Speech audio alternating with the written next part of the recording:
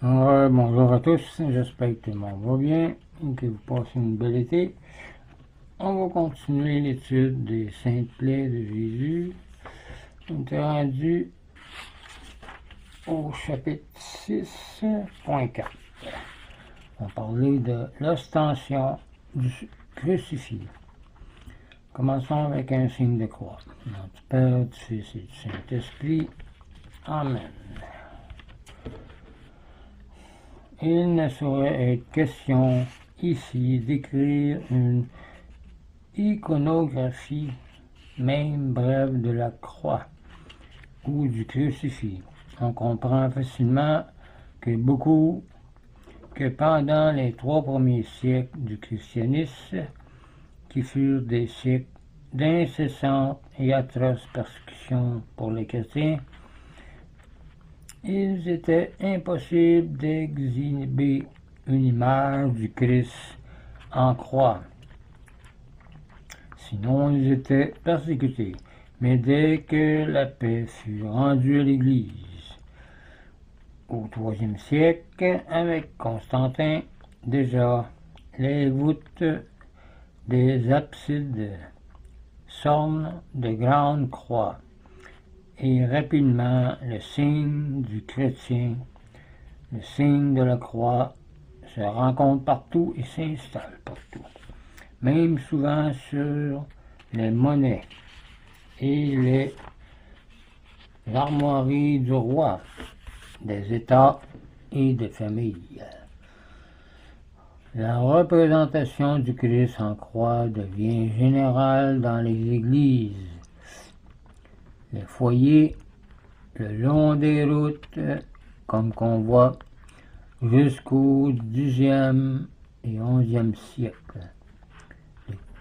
Le crucifié est plutôt représenté vivant, impassible, roi et prêtre de l'univers, avec François d'Assise, Dominique, Saint-Dominique et les grands saints du Moyen-Âge. En particulier Saint Bonaventure et plus tard avec Saint Paul de la Croix et Saint Alphonse de Liguori.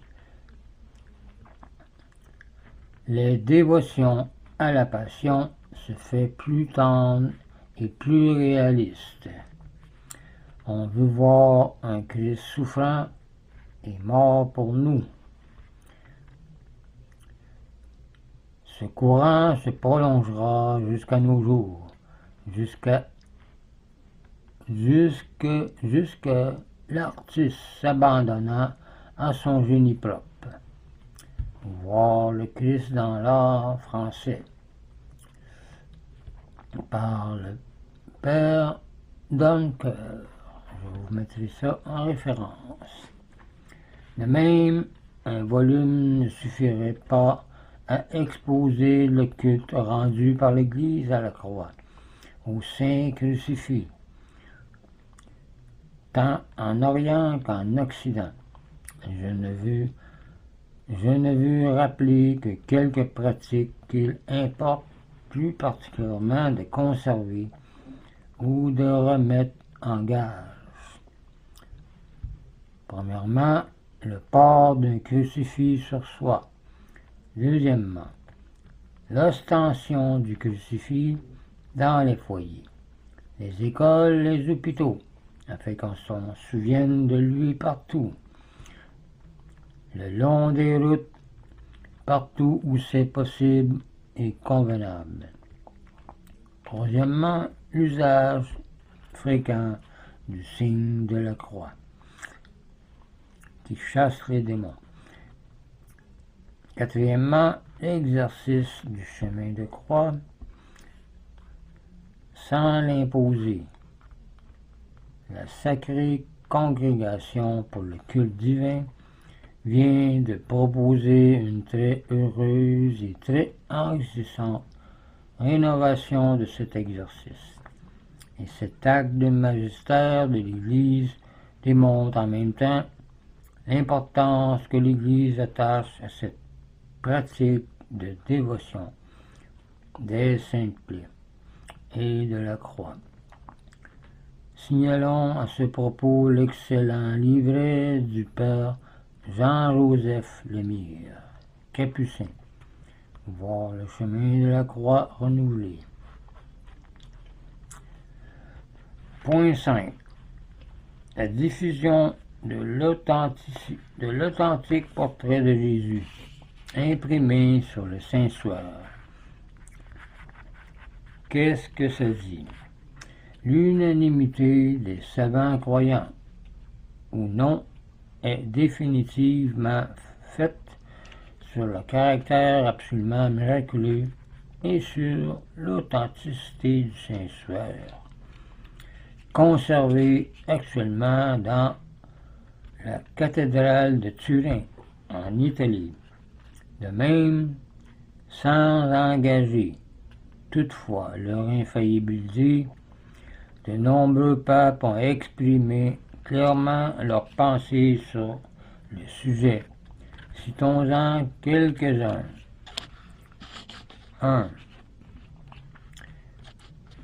6-4, en 1471 jusqu'en 1484, affirme dans son traité que sur ce linceul, on voit l'image de Jésus, Christ, tracée avec son vrai sang, et accorde à la chapelle de Chambéry le titre de Sainte-Chapelle. Deuxièmement, 2.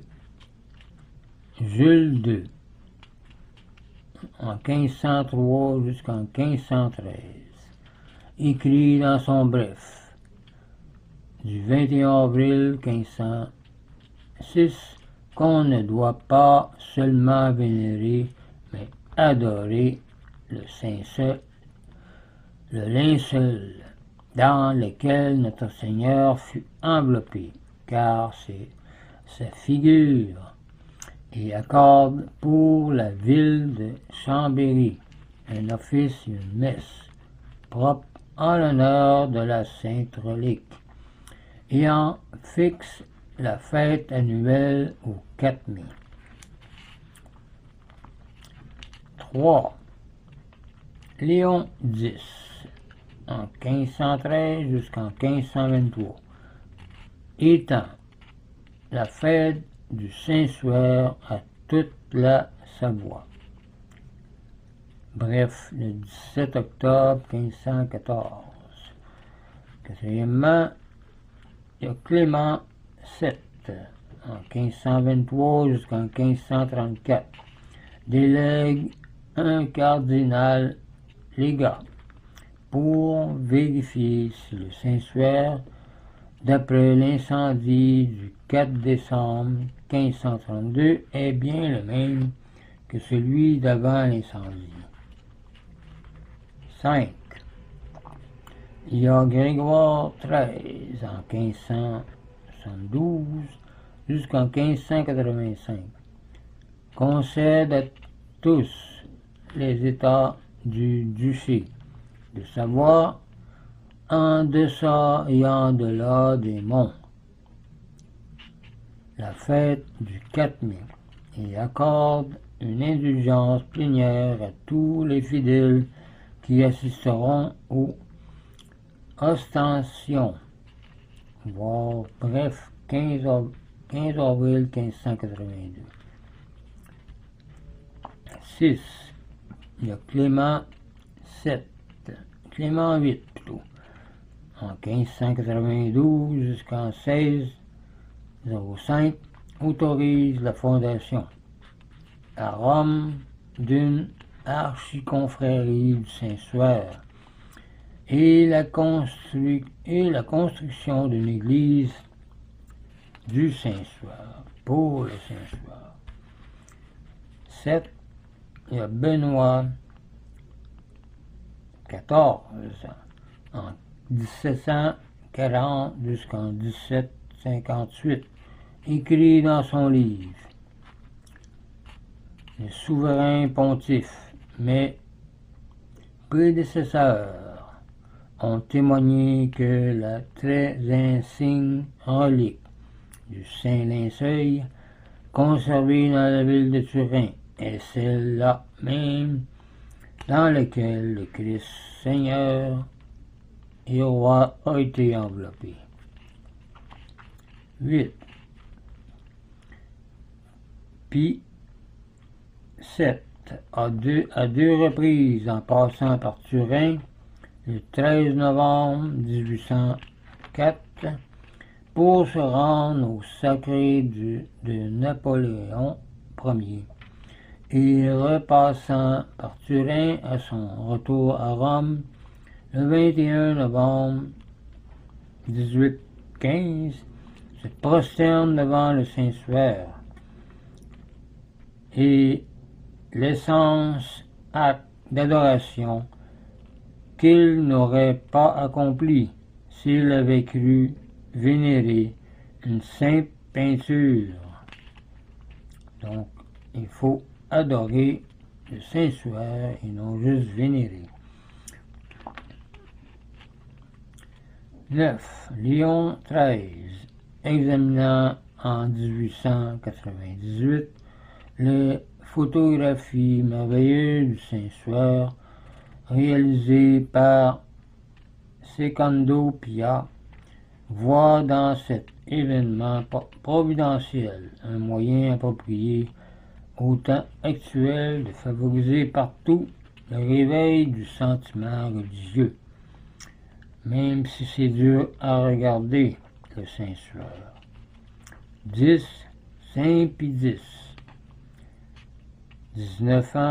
1903 à 1914, enrichit de nombreuses indulgences l'image de la sainte face du Saint Linceuil. 11. Pie XI, recevant des jeunes gens le 5 septembre 1936, leur offrit des images du Saint-Suaire en leur disant: ce sont les images les plus belles, les plus subjectives, les plus aimées qu'on puisse représenter. Elles viennent de cet objet encore mystérieux, mais certainement n'ont pas fait de main d'homme, qu'est le Saint Linceuil de Turin.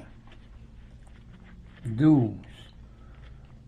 Pie XII, dans une lettre officielle à l'archevêque de Turin, à l'occasion du congrès eucharistique, a écrit: Turin, la ville du Saint-Sacrement, qui garde comme un précieux trésor le Saint Linceuil, qui est à notre émotion et pour notre réconfort nous montre l'image du corps inanimé et du divin visage anéanti de Jésus.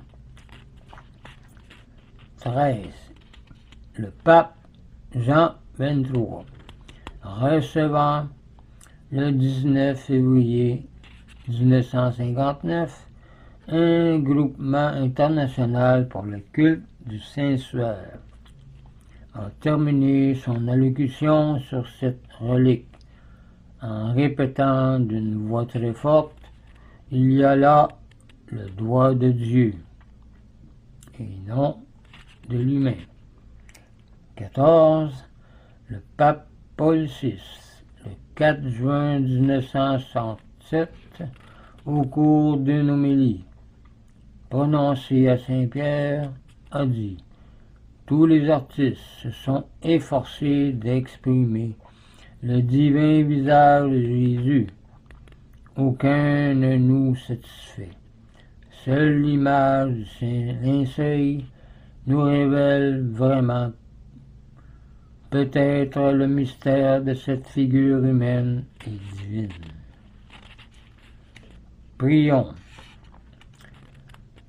Ô Dieu, qui nous a laissé les traces de la Passion sur le Saint Linceuil de Turin, dans lequel ton corps sacré déposé de la croix, fut enveloppé par Joseph d'Arimathie, fais-nous, t'en prions, que par ta mort et ton ensevelissement, nous parvenions à la gloire de la résurrection comme toi, toi qui vis et règnes dans tous les siècles. Amen. Prière, collection de la messe du Saint-Suaire, prescrite par le pape Jules II. Ce visage, ce n'est pas une image, c'est une présence, dit Paul Claudel, comme un peu dans l'Eucharistie.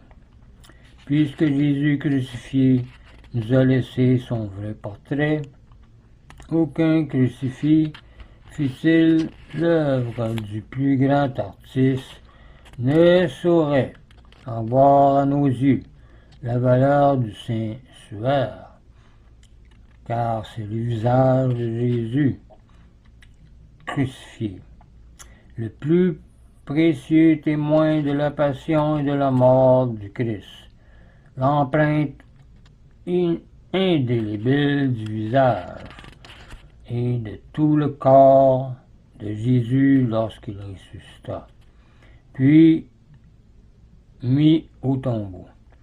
Dès lors, on ne saurait trop faire pour introniser partout ce portrait du Christ dans nos églises, dans sa totalité, ou au moins sa sainte face.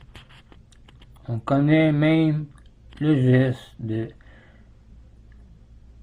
Saint Pie XI, qui avait un si grand estime pour le Saint-Suaire, revenant le 5 septembre 1936, un pèlerinage marial de jeunes gens, après leur avoir parlé de la Sainte Vierge, il leur distribua des images du Saint-Suaire, comme pour leur dire, puisque le Saint-Suaire est le portrait authentique de Jésus, et qu'un fils, et surtout un fils qui n'a pas eu de père terrestre, ressemble à sa mère, le Saint-Suaire n'est-il pas en même temps le seul portrait qui puisse nous donner l'image le plus exacte possible de Marie, dont nous n'avons aucun portrait. Dès lors, l'icône de Notre-Dame de Vladimir ne serait-elle pas le plus authentique portrait de la mère de Jésus que l'on puisse posséder ici-bas? Le visage de la mère parle de l'amour maternel. Ses grands yeux ouverts sur l'infini sont en même temps tournés au-dedans. Nous nous sentons dans les espaces du cœur de la Vierge. C'est une pitié immense, comme le ciel envers la souffrance, fait inéluctable de l'existence humaine et qui suscite la croix, seule réponse de Dieu, souffrant ineffablement pour nous. Les yeux de la mère suivent le destin de tout homme, rien n'interrompt son regard, rien n'arrête l'élan de son cœur maternel, dit Paul Evdokimov, l'art de l'icône. Les amants des plaies de Jésus, des saintes plaies de Jésus, aimeront donc à répandre le Saint-Suaire, la sainte face de Jésus, d'après le Saint-Suaire, l'icône de Notre-Dame de Vladimir et celle de Notre-Dame du Perpétuel Secours. Image si chère à saint Alphonse de Liguori et à ses fils qui l'avaient intronisé dans presque toutes les églises et un grand nombre de foyers du Québec, et qu'il importe de remettre aux mêmes endroits. Ce serait tout pour le chapitre 6. La prochaine fois, au chapitre 7, on va parler de formules de prière suggérées. Par exemple, point 1, offrande des saintes plaies. Point 2, on parlera invocation à Jésus couvert de plaies. Point 3, adoration des saintes plaies. Point 4, prière à la Sainte Face. Et point 5, litanie du précieux sang.